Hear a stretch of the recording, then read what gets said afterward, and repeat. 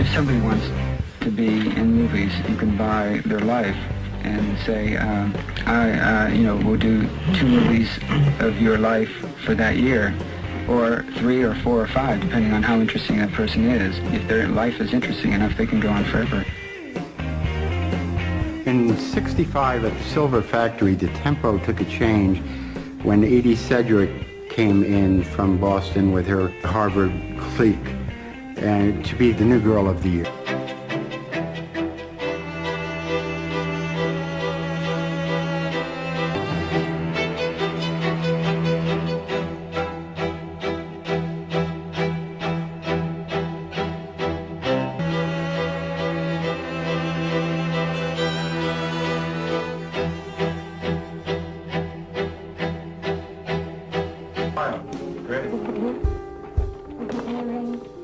Their first film effort together, a one-character piece starring Edie as herself, was called Poor Little Rich Girl. Though half the film was out of focus, Edie's charisma shone through anyway, and her career as an underground film star was launched. For their next project, Warhol asked Tavel to write a new script for Edie. Something in a kitchen, he said. Something white and clean and plastic.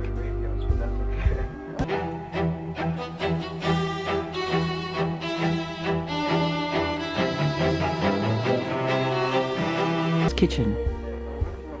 In the film, Edie and her mostly male co-stars drift around the pristine kitchen of a studio apartment, chattering all but inaudibly, thanks to the poor quality of the sound.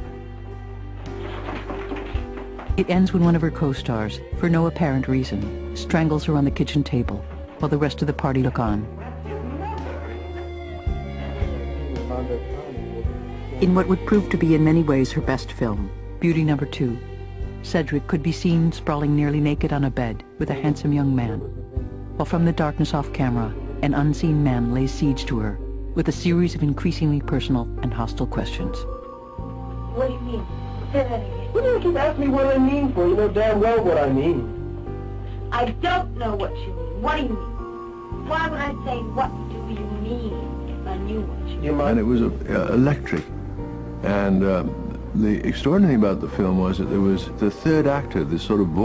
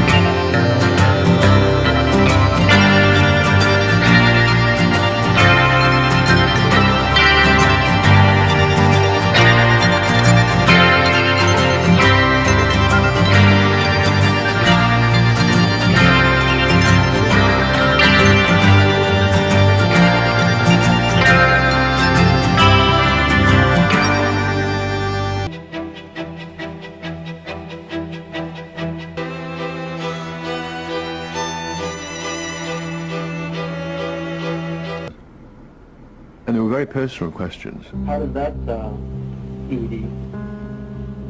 I'll wake you up tomorrow. We'll find another doctor. You can read. I've got Beauty Number 2, in many ways, was the high point of Edie Sedgwick's career.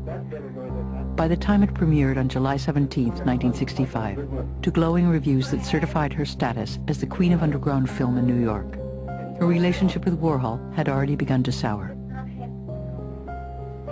She often talked about trying to get close to Andy, a mutual friend reported, but she never could get close to him on an emotional level. Money too became an issue. Though the film seldom made a profit and had to be subsidized by the sale of Warhol's paintings, Edie grew increasingly resentful of his refusal to pay her for her work. Egged on by her friends, including Bob Dylan's right-hand man, Bobby Newworth, with whom she would soon start a passionate affair. It was the beginning of a bitter tug of war between the Warhol and Dylan camps, which was still going on the day Dylan himself sat for 2 tense screen tests at the factory, 6 months later. By then, Edie herself had started the long spiral down into darkness and drug abuse that would end with her death 5 years later. By the time I came along, she had come back from Woodstock a heroin addict, and there wasn't much you could do with her. And I think Andy knew that too, and that it was the beginning of the end. Many dreams were dying for him, that he'd keep trying with her, but he knew she wasn't going to take him to Hollywood. And in fact, every day she was heavy.